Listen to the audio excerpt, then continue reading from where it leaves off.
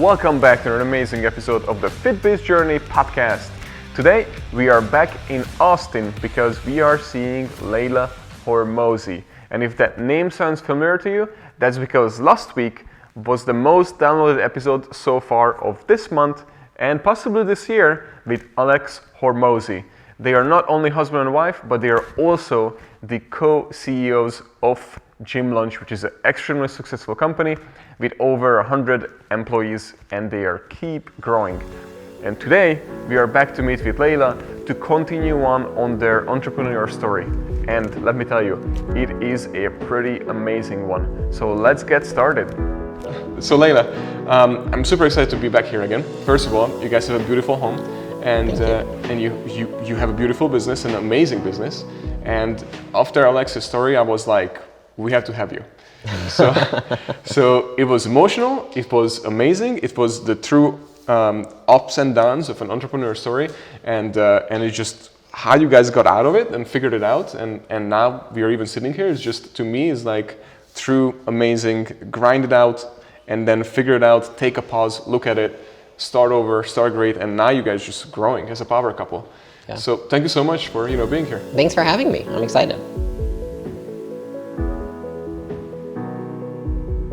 So I know you guys dying to know, because I was dying to know, but I really wanted to find out how Alex and Leila actually met. And it's pretty surprising, but here's the thing, that's actually how Nina, my wife, and I met, except we did it on Facebook. They did it on a different app, so let's hear what she has to say. So we met 2 weeks before Alex started the Gym Launch LLC, like legally. And so he told me that he had this idea. He was like, you should totally do it with me. And I was like, let's just date, man. Like, let's just meet and like, let's just date. And then we'll talk about that later. And then 2 weeks later, I came into his apartment and it was sitting like in a binder on the table. And I was like, you did this? And he was like, I told you I was going to. Like, you down? And I was like, oh my God. So it was literally 2 weeks before the LLC was started. Was this a pitch, by the way? Was this a pitch? He kept continuing to say, it was like little hints of like, let me leapfrog you. That's the one thing that he kept saying all the time, because I was at a point where I wasn't sure what I wanted to do next, and he just kept saying, like, I'll leapfrog you like 4 years. Like, let me save you the trouble. And so that was it. That's awesome. Yeah. And that was the first. Wait, how did you guys meet? Let's just start. We met on Bumble. No way. I tell everyone, I'm like, it's a numbers game. It's just like anything else. Like, how many swipes can you do? So like, I know he'd been on Bumble for a little while before, although he had just gotten out of a longer relationship. I'd been on for like a year, and I made a promise to myself I'd go on like 1 date a week. So I was like, there's no way that by a year from now I won't find someone that I would be like wanting to commit to if I do that. And so it was like a year in that I met Alex, and the reason that we clicked really well is I had no tolerance for guys who just like wanted to chat on the app. I was like, let's go on a date, like call me, let's go, like get off this app, this is stupid. And he right away was like, I hate talking on this thing, can I get your number and call you? And like we just talked for a little bit, and I was like, sure. He called me and he's like, this is like our first date. It's like 20 minutes on the phone, get to know each other, and then when we actually meet, like you already have something to talk about. And I was like, nice, I like this. Straight to the point. Yeah. And you must be operations after you're saying it's a numbers game and you keep doing this straight on, right? Yeah, I think I'm operations, but more from a people side, right? And so I leverage influence and more than I would leverage process. I leverage that to get other people to create processes. Like I know how, but I can't do it for everybody. You know what I mean? Yeah, no, that's huge, because lots of people in operations is the opposite. They are all about the processes and no people skills. Yeah. And that's not good. Okay, yeah, so let's go back. So you guys met and he pitched you with basically Gym Lunch, right? Mm-hmm. And you were like, all right, let's do this, just like that. And then moved. Is that the move started right then too? Yeah, so at that point, like I had worked at big box gyms for a while. I'd been in fitness. I went to school for exercise science. I'd lost 85 pounds myself. I had my whole journey, started training other people, took clients from a big gym, went into a smaller gym. I wanted to learn from the gym owner himself. He was a phenomenal gym owner, if he's watching this. I attribute a lot of what I learned to him because he was a great leader. But when I was there, I realized, because I thought to myself, well, I'll learn how to grow a gym from there. At the same time, I had a coach I'd been with for years that was helping me via online. And so I would do fitness competitions and she would help me there. And so I had this fork in the road where I had the gym I was working at with my clients and training groups. And then I had this online coach, and she was like, we should partner up and do this thing. And then I had the promises with him of like growing there and taking over possibly the facility one day, which was like what I aspired to do. But I saw both and I was like, I'm not really sure what I want to do. And I talked to Alex, and he was basically like, why do you think you need anybody? Like, you could do anything on your own, and there's way more opportunity if you come do this with me.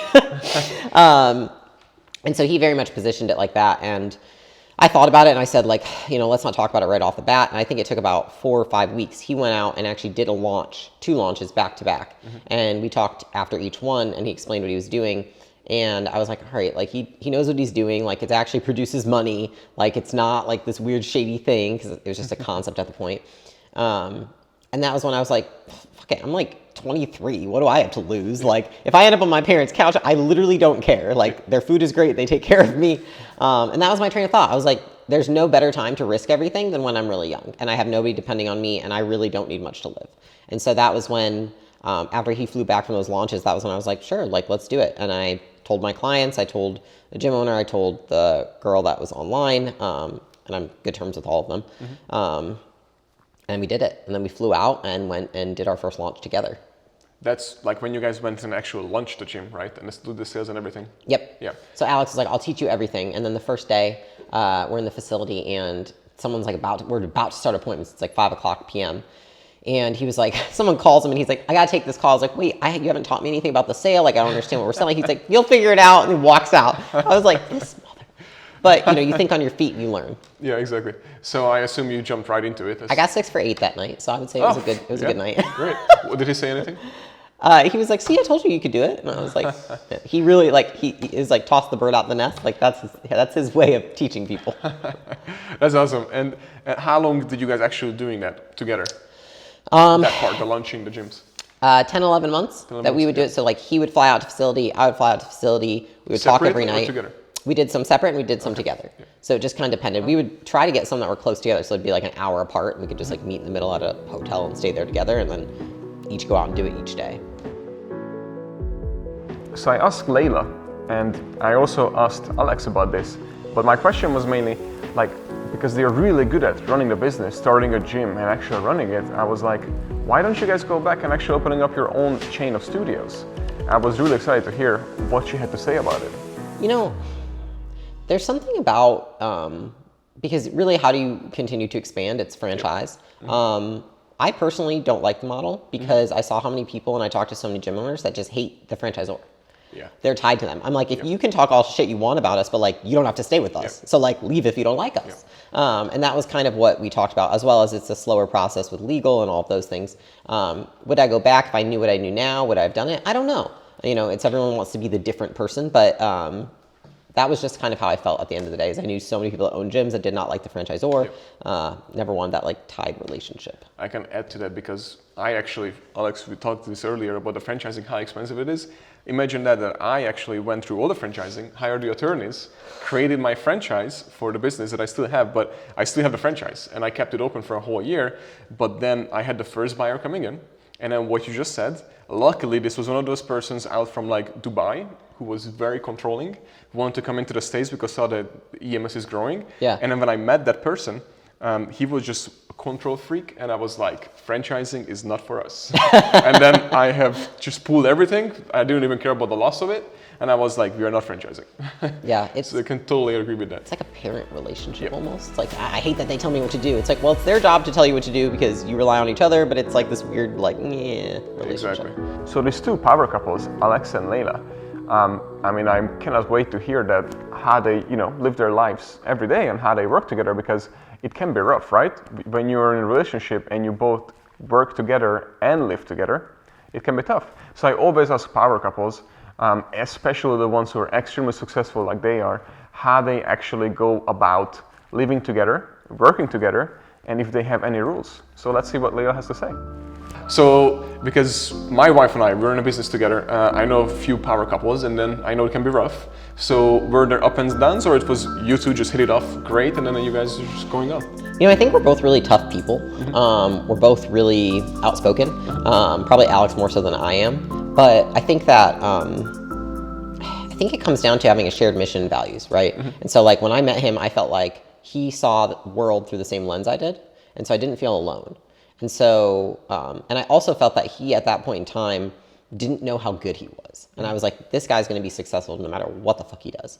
And I felt like I'm a good I am a little bit less risk oriented than Alex, but I am a great supporter. Like I have always been the one that can support that person. And so I think it worked really well for us. We also barely dated before we started working together. So it's really weird when people are like, I'm like, I don't know how to not work with Alex. We've worked and dated the entire time, besides like 4 weeks. So I think off the bat, the first year was definitely the roughest. And then we kind of had this point in time where we looked at each other and it was like, these are the things I can't tolerate if we're going to continue to do this. And I remember sitting in the car and one thing he told me is like, you just can't continue to like not tell me when something bothers you or be cold. And I really have the belief that like you can change anything you want about yourself. And so I was like, cool, I'm not gonna do that anymore. Because like, I'm sure the next person I date or do business with would say the same thing. Like I should work on that. And so we worked on a lot in the very beginning. It makes it really easy now. I feel like we're really good at supporting each other. Obviously there's little things we disagree on, but like fundamentally at the end of the day, we've never had like a catastrophic fight or anything like that. That's amazing and very rare at the same time, but I'm happy to hear. Yeah. Okay, so now we are in literally month 11, right? That's when, and then everything is smooth sailing, and then you guys hit probably another level when you decided that something else needs to change, or a next of a business, right?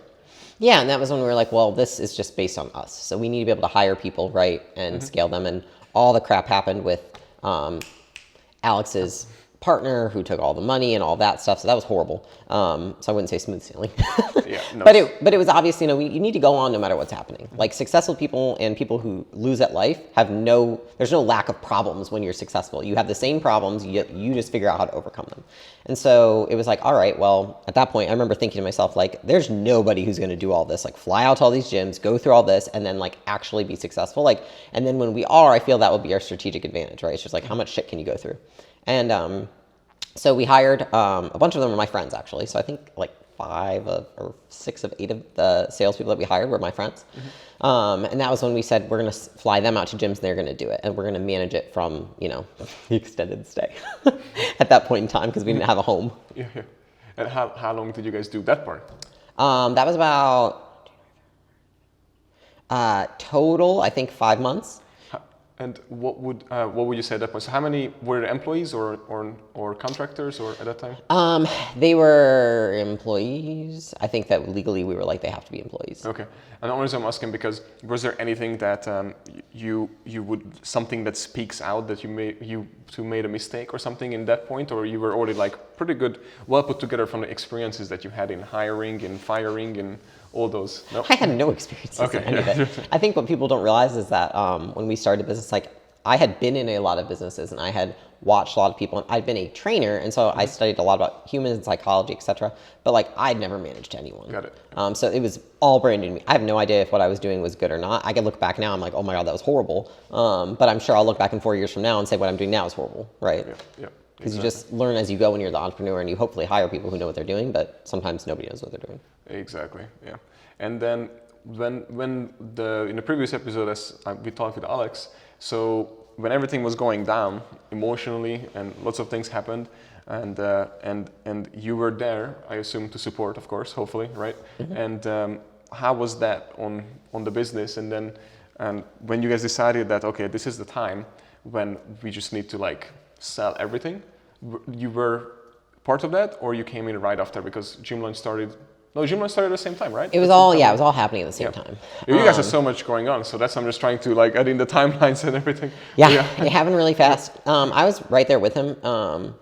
It's just one of those things. It's just attention. Like you can do something very well. You cannot do 7 things very well. Yeah. And so for him, like I thought from the beginning, I was like, man, he has like the brain for having running a company that's an opportunity level 10 out of 10, and he was running like an opportunity level like 4 out of 4. Yeah. And that's fine for some people. It's just like for who he is and his aspirations and who he is just as a human, like what he's built of.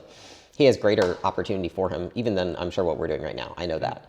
And I think I support everything that he did. I think all the decisions he made of cutting everything off and ending things, and like, I was just like, get rid of it. Just get rid of it. And I think too many people have like the sunk cost, right? They're like, oh, I put all this time. It's like, doesn't fucking matter. Like, you need to go on to something new. Yeah, I was about to ask you because you could have been the opposite of that, saying that, oh, you have put in so much energy, time, money, effort, and everything. Could have said that about my career when I true. jumped ship for gym launch, Yeah, right? I guess that's true. Yeah. So that's like at the end of the day, what does it matter? It's like we're in like these are first world problems. Yep. We're like lucky we get to do all these things. Like we're lucky we get to have businesses, right? Like there's people fighting for food and water. So when I think about it, I'm like, it's just silly. Like who cares? Yeah. So Leila, you guys are extremely successful. What advice would you give a person that just started a business and need to hire somebody to help him or her? Because you came into Alex's lives at a perfect time and you were able to bring in the other half of the business that the business actually needed. So what would be that advice that you tell the person listening or watching you right now?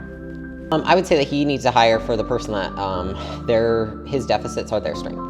And so if you look at, like if you listen to the founder of Y Combinator, you listen to him talk about the most successful companies, they are typically 2 to 3 co-founders. No more than 3 is typical. And obviously there's unicorn companies and all that, but most of them have 2 to 3 co-founders and they're all people who have very different strengths. And so a lot of the reason is because emotionally, if it's just you, it's extremely difficult. That's why I think couples do best. That's why I think it's just a natural, usually, like a strength and a weakness that come together. And I think in any situation, like you have to find somebody, whether it's a partner or, which that one, I think people starting out usually make bad choices, but someone you can hire who they have, where you are weak, they are strong. That's the most important thing. And there's someone who you can rely on and depend on, and they can bear the load with you, because I think most of the time what puts people out of the game is just mental. I mean, like until there's padlocks on your doors and your bank accounts are frozen, you're in business. Most people just quit.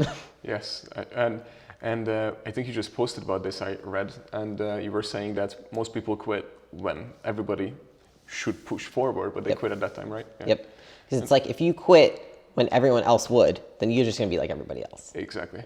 And that's why it's just so hard for so many people who, I mean, it's always say, oh, you got lucky. That's an overnight success and all these things, you know. But, and that's why I'm so excited to have you both, because it's just so cool to, you know, go through the whole thing that you have went through, so people really can hear that, okay, so they are here, and instead of just being untouchable, no, they hear everything, that this is how we actually got there. It was hard work and dedication, yeah. And it doesn't get easier. Exactly. They assume, people always assume, they're like, oh, gym launch is huge, it's doing all this money, so it must be so much easier than my business. Feels just the same. Yeah. Bigger problems, bigger solutions, like more money, more it's all the same. Exactly. It's emotionally, you have to grow and expand your emotional capacity to deal with it. Yeah, so it's just the same. It's, let's say, your problem that you have right here, it could be someone else's problem who is right here at this level, but the level, what it emotionally puts on you, could be exactly the same level because they never experienced your problems as well. Relative. Yeah. Yeah, exactly. So that's why you can compare, and yes, problems will be always there. Totally. And this is exactly why I wanted to have Leila and Alex on our podcast, because they are so up high here. They have, I think they are the 50 million run rate right now with their company and over 100 employees. And so many of you guys who are listening don't have that, or not even close to that. We are not even close to that. So it's just really cool and awesome to hear that where they started at and how they actually got where they are today. So that's why I'm so excited to have them, because that is really rare and hard to hear their actual story, where they just worked their butt off together and they got where they are today. Okay, so what would be the number one giveaway that you would give somebody who, let's say, either started a business with a boyfriend, girlfriend, husband, wife, partner, whatever, what do you think would be the number one giveaway for them that you would give after all this experience that you had? Communication is everything. And so when I say communication, I mean you have to be able to be blunt with your partner, and you have to be a truth teller. It's like Mark Zuckerberg, they ask him like, what's your job as a CEO? He says, to be a truth teller, which means like you don't just tell someone the truth, you proactively tell them what they're doing wrong or right. And so you have to actively do that rather than like when they come and ask you. And I think that that's been the key with our marriage. Like there's nothing swept under the rug. It's always like, if you feel it, say it. Let's address it right away. Same in business. Like if you feel it, say it, address it right away. And I think that the two, otherwise there's just no transparency, there's no trust. And honestly, it's like the people that you run the business with, you have to be able to tell them like, hey, you're slacking over here. I need your help more. I need you to get back on doing this. This is your responsibility. I think that a lot of times where people go wrong is that they sugarcoat stuff, they talk around it, they dance around it, and they're not truthful enough. Usually because they're lying to themselves and they would like to live in like a land of ignorance, because it's easier to do that rather than to address the problems at hand, because they're like, oh my gosh, what if I tell them this and they hate me and all? It's never as bad as it is in someone's mind. But I would say that it's truthful communication. Like it's so lame to say, but like I see it ruin partnerships, I see it ruin businesses, I see it ruin marriages. It's just not being truthful. So don't hold back, say it and talk about it. You say it and you don't have to be mean about it. It's like when you tell someone where they can improve in the, like an employee. It's like, you're not gonna be like, you fucking suck. You're like, hey, your performance is really low. Like it's really affecting the business. It's the same thing with a co-founder or a husband, a boyfriend, etc. Exactly. Just the number one thing is, of course, that you have to make sure that they know that you're not picking on them. You guys are on the exact same boat for the same reason, need to pedal the same direction. Yeah, and so that's where it comes into like going out of your way to reinforce how great they are at the same time. Exactly. So that when you tell them the other things, it's not like, well, I feel like you just hate me and think I suck. That's something that we work on. Good. Do you know Cameron Herold? Yeah, so Cameron Herold, number one thing that he always told me is that you actually, if you give like any bad thing, then you have to have 2 positives. Does that make sense? So you give 2 positives or 1 negative, and then he goes, if you have 10 things that you need to say, that means you need 20 things that you need to say positive to each one of them. And then I was like, oh great, this is harder than I thought.